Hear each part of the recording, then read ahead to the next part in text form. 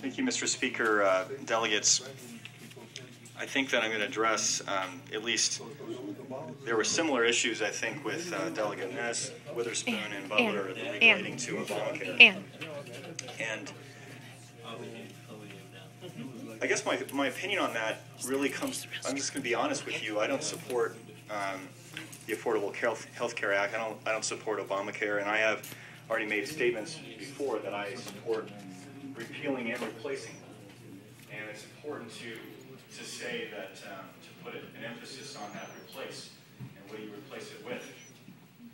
You pointed to various,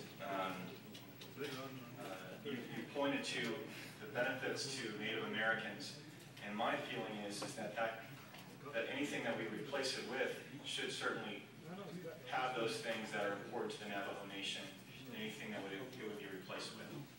But my opponent has said that one of the reasons why she's not an incumbent is because of her vote for Obamacare in the first place. And I think that's absolutely correct.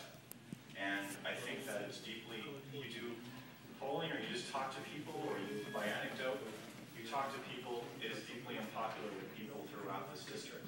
There are people that support it, but they are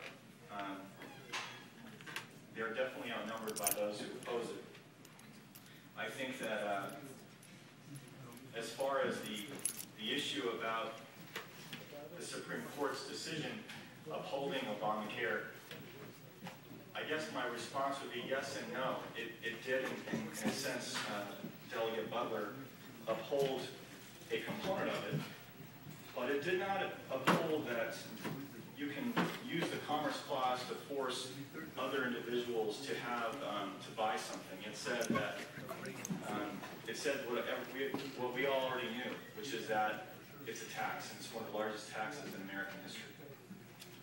And I think that as your member, I have to be able to find ways of incorporating your needs into some new legislation. I'm willing to do that, but I know that there were components of Indian healthcare that existed before Obamacare, and they will continue to exist without it.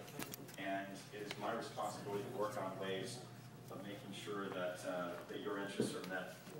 But I also have to look at the rest of the district that definitely doesn't like the bill itself. As far as the Bennett freeze, I mentioned this in the very beginning of my statement, and I think that I can be of considerable assistance in supporting your efforts. I think that I can work with the next Congress to make those issues happen, and I think I'll have that ability of being in the majority. And I don't think that anyone really disputes that it will stay